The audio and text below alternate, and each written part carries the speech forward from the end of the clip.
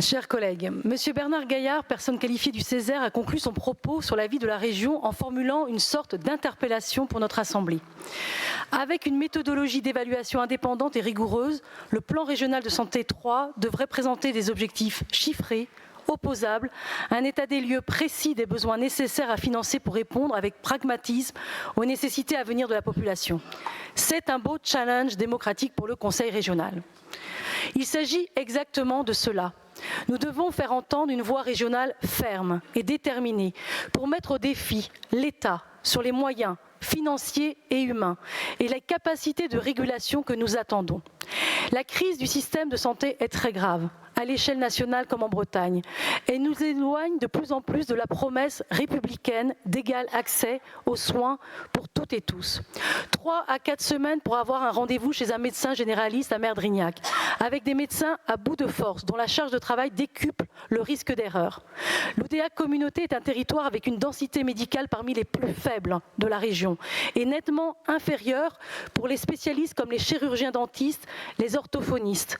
Dans ce territoire, l'intercommunalité la plus étendue de Bretagne, aucun pédiatre, aucun psychiatre et aucun gynécologue, spécialistés pourtant les plus demandés.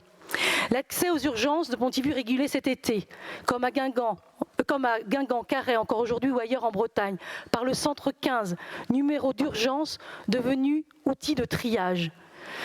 L'appel des 1200 soignants dans une tribune du Monde il y a quelques jours témoigne des dilemmes éthiques intenables auxquels ces soignants sont confrontés dans l'exercice actuel de leur métier, lorsqu'ils en sont réduits à prioriser les patients, conscients de leur perte de chance ainsi créée.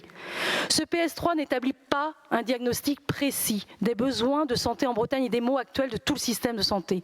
Ce PRS3 ne décline pas, dans un esprit pragmatique, un plan d'action opérationnel avec des moyens chiffrés pour faire face aux besoins en termes de personnel, de matériel, de dispositifs pour chaque établissement et chaque territoire. Ce PRS3 n'a pas de budget.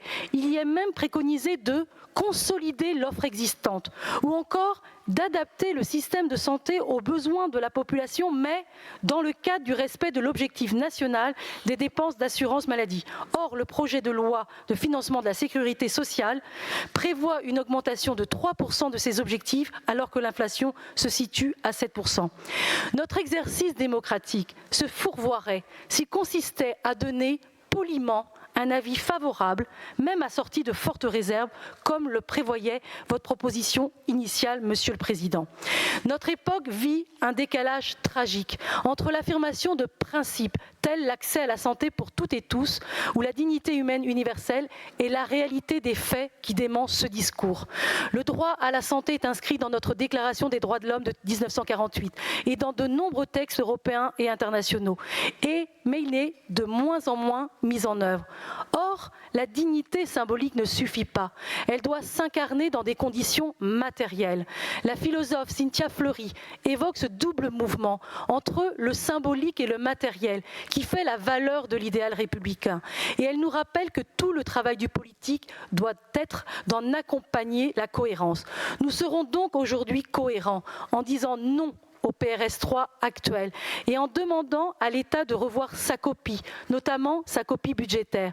Nous fustigeons ce que nous avons observé au Congrès des régions de France de Saint-Malo, une logique libérale assumée de la part d'un gouvernement qui refuse de prendre en charge ce qui est de l'ordre de sa compétence et qui se permet de renvoyer au territoire la résolution des problèmes sans dégager de moyens.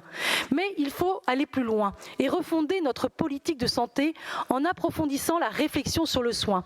Permettez-moi ce pas de côté pour évoquer la conception d'une société du soin, une société du care, portée un temps par Martine Aubry, laquelle avait pour cela subi moquerie et sarcasme, et qui pourtant pourrait bien nous inspirer. Alors j'utilise un anglicisme, je l'ai critiqué pour One Health, mais je n'ai pas trouvé d'autres mots qui puissent restituer bien le sens.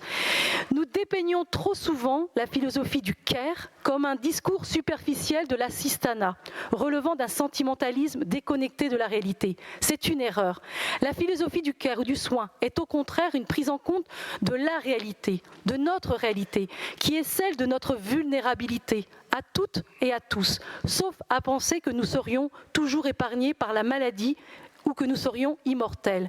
Cette approche du CARE doit désormais prendre en charge plus globalement le soin du vivant. Nous l'avons vu dans le précédent bordereau sur la santé environnementale. Notre santé humaine dépend de la santé des écosystèmes et du vivant dans son ensemble.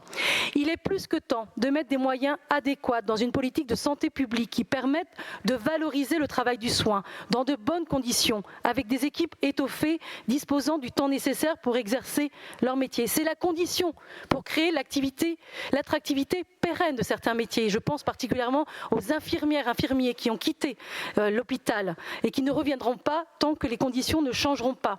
Il est plus que temps de réinstaller des logiques de régulation publique pour la répartition de l'installation des professionnels, mais aussi pour contraindre les professionnels libéraux à assumer le rôle de médecine de garde, laquelle doit redevenir un premier espace d'accueil afin de ne pas saturer les urgences. Alors, pas de claquement de doigts, Monsieur Marbeuf, mais là, la régulation, c'est une piste sérieuse. Pour conclure, nous sommes résolument favorables à votre amendement, Monsieur le Président, qui donne un avis défavorable au PRS 3.